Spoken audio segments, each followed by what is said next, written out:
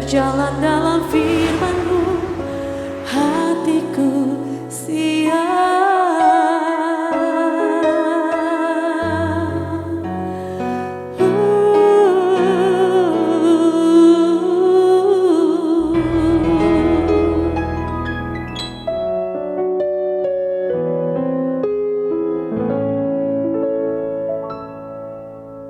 Salam, God lover yang dikasih oleh Tuhan Yesus Kristus. Kiranya kita semua saat ini dalam keadaan sehat, menikmati kebersamaan yang indah, yang penuh kegembiraan bersama dengan keluarga kita. Mari kita mengakhiri hari ini dengan menghampiri tata kasih karunia Tuhan. Kita memuji, menyembah Tuhan, kita kembali merenungkan firman Tuhan yang akan mengiringi saat tidur kita malam hari ini. Apapun yang menjadi beban berat, menjadi permasalahan hidup kita, termasuk yang kita alami hari ini, jangan biarkan itu terus menjadi beban berat. Mari kita serahkan kepada Tuhan, karena Tuhan sendiri sudah menawarkannya kepada kita untuk menolong kita.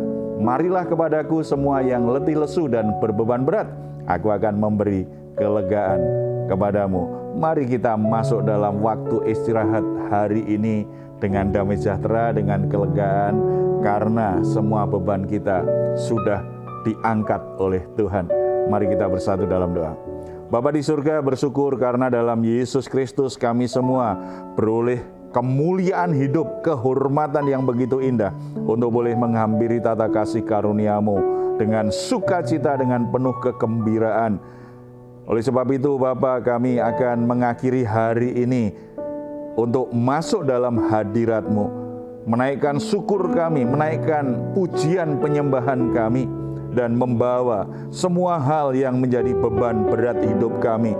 Karena kami percaya ketika kami datang kepadamu, Tuhan akan memberi kami kelegaan, memberi kami ketenangan, memberi kami damai sejahtera, sehingga kami bisa beristirahat dengan tenang, karena Tuhan yang sudah mengangkat semua beban berat hidup kami. Tuhan sudah memberi pengharapan yang baru, melimpahi kami dengan jalan keluar yang terbaik, pertolongan yang terbaik. Ini kami Bapa, kami rindu menikmati hadirat-Mu dalam nama Tuhan Yesus Kristus. Amin. Terima kasih Tuhan, sebab oleh kemurahan Tuhan kami boleh ada sampai hari ini. Ku sembah Kau Tuhan, ku mengangkat tanganku, selamanya Kau ajaib bagiku. Ku sembah Kau Tuhan, ku mengangkat wajahku, selamanya Kau hebat bagiku.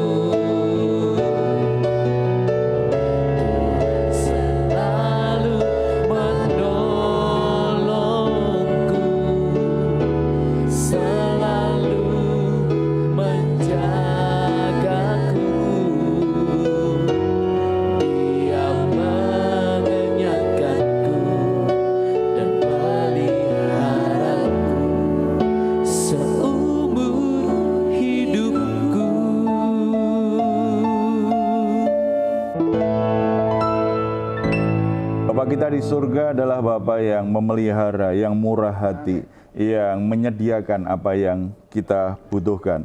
Saat ini kita akan sharing kebenaran firman Tuhan, pentingnya kualitas hidup kita sebagai orang percaya yang pantas diberkati Tuhan, yang akhirnya Tuhan akan mempercayakan berkat bagi kita. Tapi sebelum kita lihat kebenaran firman Tuhan, saya akan bacakan ada satu pertanyaan yang terkait dengan hal ini. Saya sering mendengar nasihat dari orang tua agar rajin berdoa supaya diberkati Tuhan. Saya sudah rajin berdoa selama ini, tetapi kenapa pekerjaan saya tidak mengalami kemajuan juga? Apa yang salah? Ada peribahasa mengatakan bahwa pohon itu kalau semakin tinggi, semakin kuat terpaan anginnya, semakin kencang ditiup angin. Ini yang kalau kita lihat perjalanan Abraham, kemudian anaknya Iska itu yang alami. Mereka adalah orang-orang yang diberkati oleh Tuhan. Kita akan melihat dari kehidupan Ishak, bagaimana dia sebagai pribadi, kualitas apa yang dia membuat dia akhirnya menjadi orang-orang yang diberkati oleh Tuhan. Tapi kalau kita perhatikan di Kejadian pasal 26 ayat 16 sampai 35, sebelumnya kita sudah melihat bahwa Ishak itu ada di Gerar sebagai orang asing. Sebagai orang asing. Tetapi kenapa ketika Ishak ada di situ, Ishak semakin bertambah kaya? Di ayat 12, maka menaburlah Ishak di tanah itu dan dalam tahun itu juga ia mendapat hasil 100 kali lipat. Sebab ia diberkati Tuhan. Coba perhatikan di situ, Ishak menabur, pada tahun itu juga ia mendapat hasil 100 kali lipat. Berarti hasil yang dicapai itu sangat besar sekali. Bukan karena dia menabur yang paling utama. Kalimat terakhir itu menjadi kuncinya. Sebab ia diberkati Tuhan. Berarti memiliki kualitas sebagai orang yang diberkati Tuhan itu harus kita perhatikan. Kalau kita ingin hidup kita berubah. Kalau kita ingin mengalami peningkatan dari semua hal yang kita kerjakan dalam hidup ini. Tidak hanya secara finansial, tetapi dalam banyak hal kita adalah orang yang diberkati Tuhan. Orang yang membuat Tuhan itu senang untuk memberkati kita. Kita perlu mengerti dari kehidupan Ishak, kita akan mengerti yang seperti itu. Bagaimana kita bisa diberkati oleh Tuhan. Nah sekarang Pak, pertanyaan saya, kualitas pribadi yang seperti apa yang membuat Ishak itu dipercaya oleh Tuhan dengan berkat yang melimpah? Ya, yang pasti yang pertama, dia pasti orang yang rajin bekerja. Tadi yang pertanyaan di awal tadi kan berkata sudah rajin berdoa, tetapi pekerjaannya tidak mengalami kemajuan. Perlu dicek dulu. Apakah rajin berdoa tapi juga rajin bekerja? Ada banyak orang rajin berdoa, tetapi kelamaan tutup matanya. Karena kalau tutup mata terus nggak bisa bekerja kan? Ada waktunya kita berdoa, ada waktunya bekerja. Berdoa itu sesuatu yang sangat baik, tetapi tidak mengabaikan tanggung jawab kita untuk bekerja. Seperti Ishak, dia menabur. Tidak hanya di situ saja kan. Bahkan Ishak ini kemudian ketika suatu saat ternyata diusir oleh Abimelek, dia ternyata juga kembali bekerja. Kalau kita perhatikan di ayat yang ke-18. Kemudian Ishak menggali kembali sumur-sumur yang digali dalam zaman Abraham, ayahnya. Dan yang telah ditutup oleh orang Filistin sebab sesudah Abraham mati. Disebutkannya lah nama sumur-sumur itu menurut nama-nama yang telah diberikan oleh ayahnya. Ini rajin sekali ini. dia menggali lagi sumur-sumur yang selama ini sudah ditutup, sumur yang sudah digali ayahnya. Itu berarti kan sudah lama sekali. Ternyata hasilnya juga sangat baik. Sumur itu mengeluarkan air yang sangat berlimpah-limpah. Berarti diberkati Tuhan juga yang dikerjakan. Bukan pemalas, bukan orang yang menyerah dengan keadaan. Ishak ketika mengalami kelaparan di tanah Kanaan, dia berjuang bagaimana karena situasinya sudah tidak memungkinkan, makanya pergi ke Gerar. Tuhan kemudian berpesan, kamu di Gerar aja ya, aku akan penuhi janjimu. Janji Tuhan untuk Abraham itu akan aku berikan kepadamu. Dia setelah ada kesempatan tinggal di Gerar, dia menabur. Ketika ada masalah, dia harus tinggalkan Gerar, cari kesempatan lagi. Oh, ada sumur, dia gali lagi. Ketika dia menggali di situ, ternyata membuat, ayat 20, lalu bertengkarlah para gembala Gerar dengan para gembala Ishak. Kemudian ada masalah, karena mereka orang asing. Jadi kadang-kadang memang orang asing kan membuat orang lain cemburu, orang setempat cemburu. Ini kok digali, hasilnya bagus. Mereka akhirnya bertengkar nih, orangnya Ishak dan orang-orang Gerar. Dan apakah itu membuat mereka berhenti? Oke, kalau begitu. Ayat 21, mereka cari tempat lain lagi, menggali sumur lagi. Ayat 21 kan, kemudian mereka menggali sumur lain dan mereka bertengkar juga tentang itu. Maka Ishak menamai sumur itu Sitna. Berarti walaupun ada orang yang gak suka, ada yang mengusir, tetap Ishak ini berusaha cari peluang untuk bisa bekerja, untuk bisa lakukan sesuatu, untuk bisa menabur. Ada kesempatan untuk menabur. Makanya sumur itu bagian dari di mana dia bisa menabur, bisa membuat ladang, bisa memberi minuman bagi ternaknya. Jadi selalu berusaha gimana supaya ada kesempatan bekerja, ada kesempatan untuk memenuhi kebutuhan rumah tangganya, ada kesempatan yang bisa menghasilkan sesuatu. Tidak hanya untuk rumah tangganya, tetapi untuk pegawai-pegawainya. Ini tipe orang yang rajin bekerja. Saudara-saudara yang rajin berdoa, puji Tuhan, tetapi jangan lupa tetap rajin berdoa, rajin bekerja, ya, jangan rajin berdoa, kemudian rajin bekerjanya kapan? Nanti. Ya, kalau nunda-nunda bekerjanya, akhirnya berkat itu belum diberikan kepada kita oleh Tuhan, karena kita tidak melakukan tanggung jawab kita. Berdoa bagian kita beriman dan berserah kepada Tuhan, mohon berkat Tuhan. Tetapi setelah kita mohon berkat Tuhan, tanggung jawab kita bekerja, kita kerjakan. Supaya berkat Tuhan itu bisa disalurkan dalam hidup kita, karena kita melakukan tanggung jawab kita. Jadi rahasia pertama, kualitas hidup orang yang diberkati Tuhan adalah orang yang rajin bekerja. Sebagai anak-anak Tuhan, dunia ini harus kenal kita sebagai orang yang rajin bekerja. Jangan malah jadi batu sandungan. Orang Kristen malas-malas. Orang Kristen tidak punya tanggung jawab. Tidak boleh. Kita harus dikenal sebagai orang yang rajin.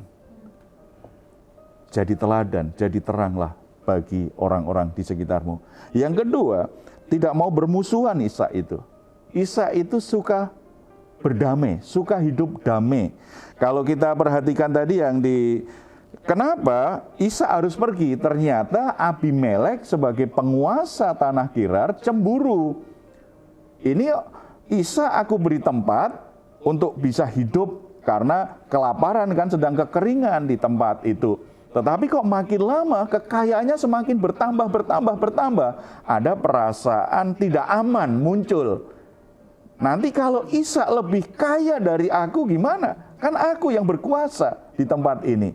Ada kecemburuan. Makanya Abimelek memerintahkan, menyuruh Ishak untuk meninggalkan tanah itu. Ayat 16. Lalu kata Abimelek kepada Ishak, pergilah dari tengah-tengah kami sebab engkau telah menjadi jauh lebih berkuasa daripada kami. Ada penguasa yang cemburu, ada orang yang tidak mau dikalahkan, berusaha untuk mengusir dia. Memang orang yang berkembang, orang yang maju itu membuat banyak orang itu jadi cemburu. Apalagi orang itu punya jabatan, punya posisi, tetapi sebenarnya tidak bisa berbuat terlalu banyak. Hanya begitu-begitu saja. Orang yang cemburu itu kan orang bilang tanda tidak mampu. Benar ya? Yang pernah cemburu begitu? Kalau kita merasa lebih mampu, kita nggak perlu cemburu dengan orang yang kita tahu kemampuannya masih belum menyamai kita. Tetapi begitu ada perasaan dia kok lebih baik ya, lebih beruntung ya, dia lebih berkembang, mulai ada perasaan iri. Walaupun seperti itu, dia tidak melawan loh. Padahal Abimelek sudah tekankan kan, pengaruhmu lebih besar daripada pengaruhku. Dia lebih memilih untuk, ya udah kalau begitu aku udah nggak boleh lagi tinggal di sini, kami pergi. Karena dia tidak mau ribut. Apalagi dia sadar juga, dia akan numpang di tanah orang lain yang punya merasa nggak suka, pergi saja. Ini kan beda dengan kebiasaan orang kadang-kadang sudah numpang di rumah saudaranya minta malah ngamuk. Kemudian ketika mau dijual nggak boleh. Itu sepertinya dia yang punya. Enggak, Ishak sadar betul. Karena orang yang kualitas hatinya itu kualitas yang suka damai. Memang bukan punyaku, bukan tempatku, ya sudah aku pergi saja membawa apa yang aku miliki, yang diberikan Tuhan kepadaku aku bawa. Tetapi tanah ini kan bukan milikku, aku pergi tinggalkan tempat ini.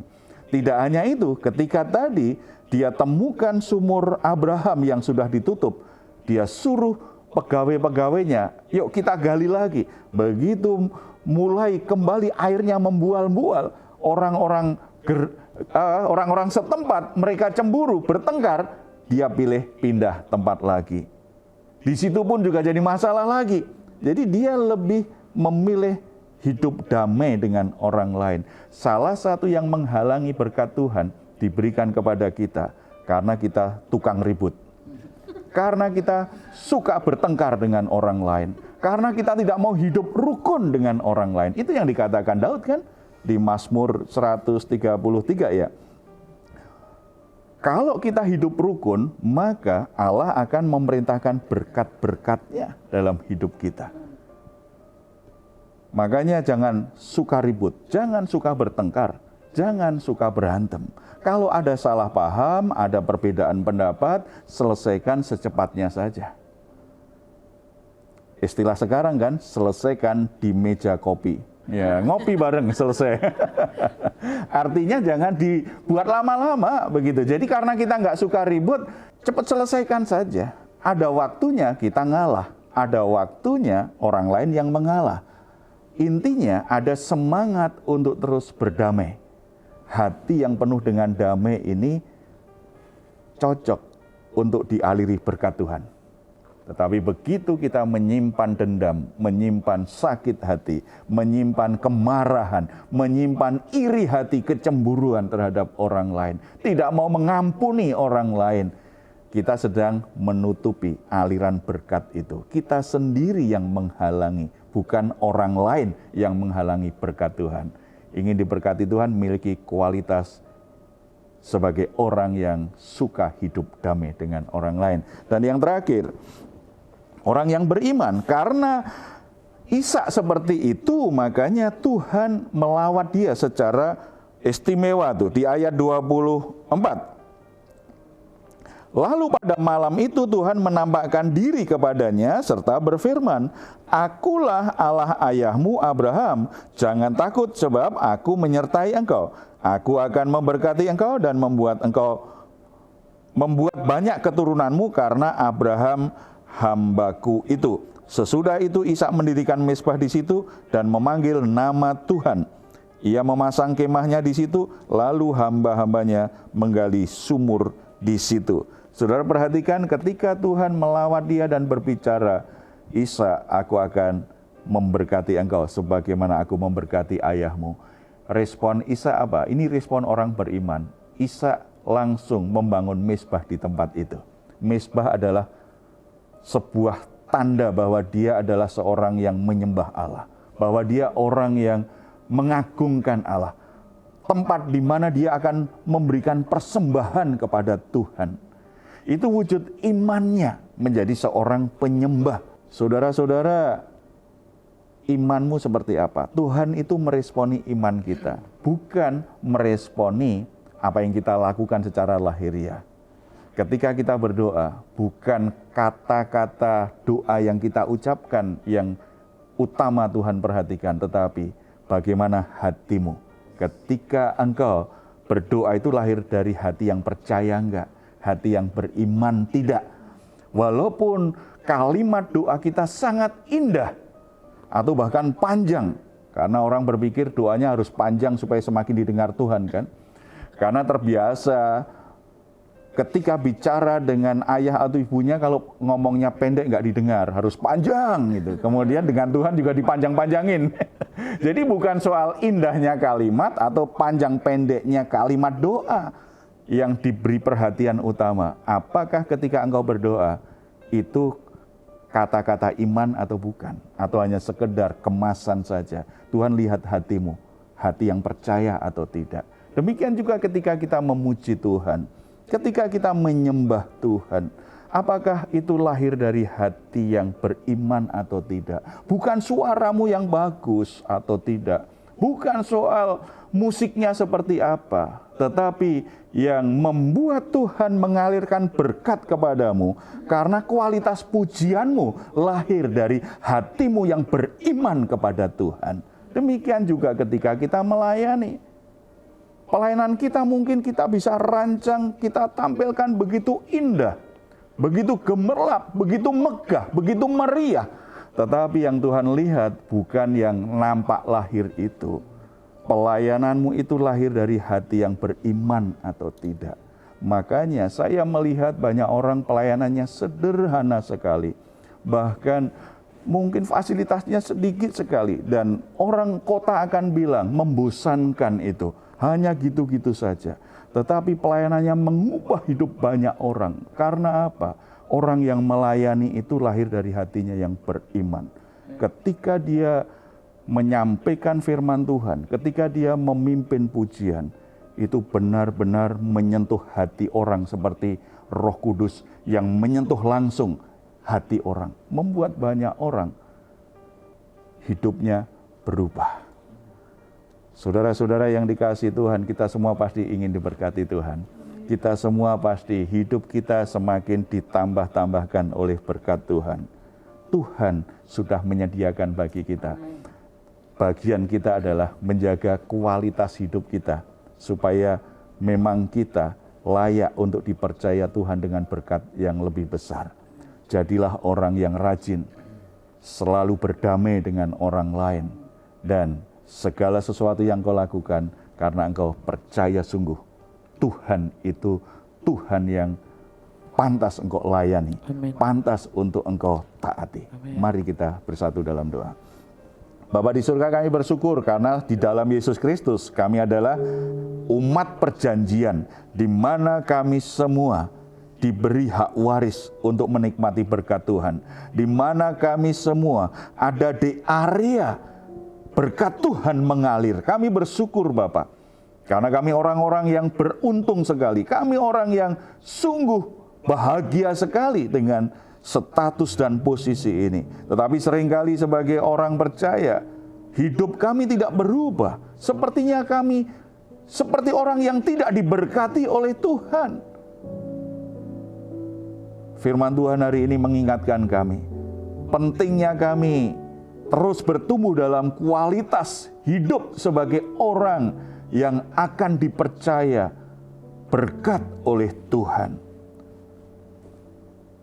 Tuhan ampuni kemalasan kami.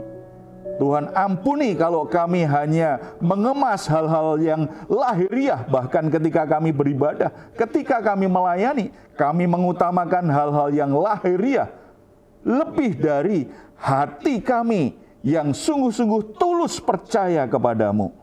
Tuhan ampuni kalau kami membiarkan hati kami diisi dengan hal-hal yang jahat, hal-hal yang buruk, hal-hal yang membuat kami terus-menerus berpikiran yang jahat terhadap orang lain. Kami biarkan kekecewaan, iri hati, kemarahan, sakit hati ada terus di hati kami. sehingga kami sulit untuk bisa mengasihi orang lain, untuk bisa hidup rukun dengan orang lain, untuk bisa berdamai dengan orang-orang yang pernah mengalami konflik dengan kami. Tuhan, ampuni kami. Hamba-Mu berdoa untuk setiap saudara-saudara yang saat ini bergabung dalam program ini. Bapa, mari Engkau memberkati. Engkau alirkan berkat-Mu seiring mereka meresponi firman Tuhan hari ini. Seiring mereka membuat keputusan untuk berdamai dengan orang lain. Alirkan berkat-Mu atas hidup mereka Bapa. Seiring mereka mulai ambil tanggung jawabnya, bekerja dengan rajin, alirkan berkat-Mu atas hidup mereka.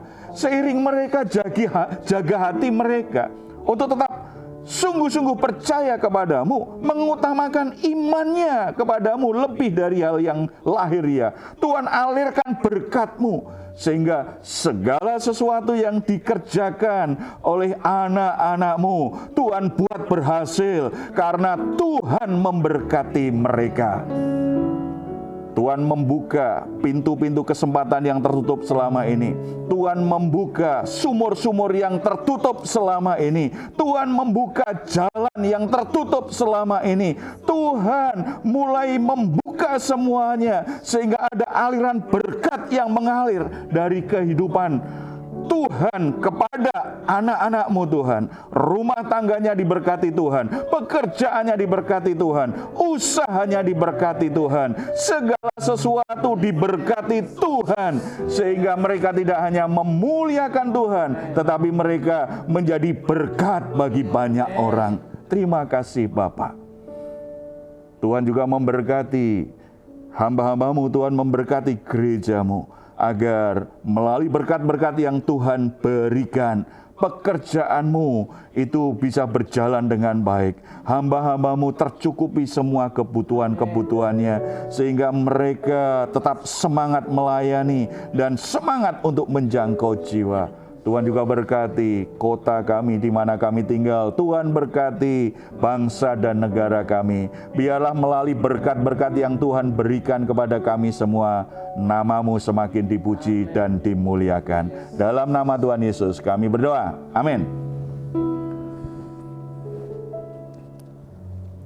Saudara-saudara ingin diberkati Tuhan, jangan lupa tingkatkan kualitas hidupmu, supaya hidupmu memang akan dipercaya Tuhan dengan berkat Tuhan.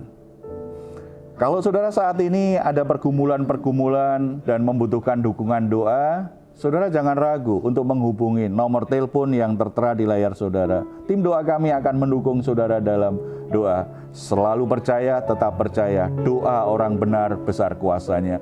Kalau saudara ingin memberikan komentar atau masukan, silahkan menuliskannya di ruang komentar yang ada di channel Diaspora TV. Kami tunggu. Mazmur 4 ayat 8 sampai 9. Engkau telah memberikan sukacita kepadaku lebih banyak daripada mereka ketika mereka kelimpahan gandum dan anggur. Dengan tentram aku mau membaringkan diri lalu segera tidur. Sebab hanya Engkaulah ya Tuhan yang membiarkan aku diam dengan aman. Puji Tuhan, selamat malam, selamat beristirahat. Tuhan Yesus memberkati kita semuanya. Salam. Ku sembah Kau Tuhan, ku mengangkat tanganku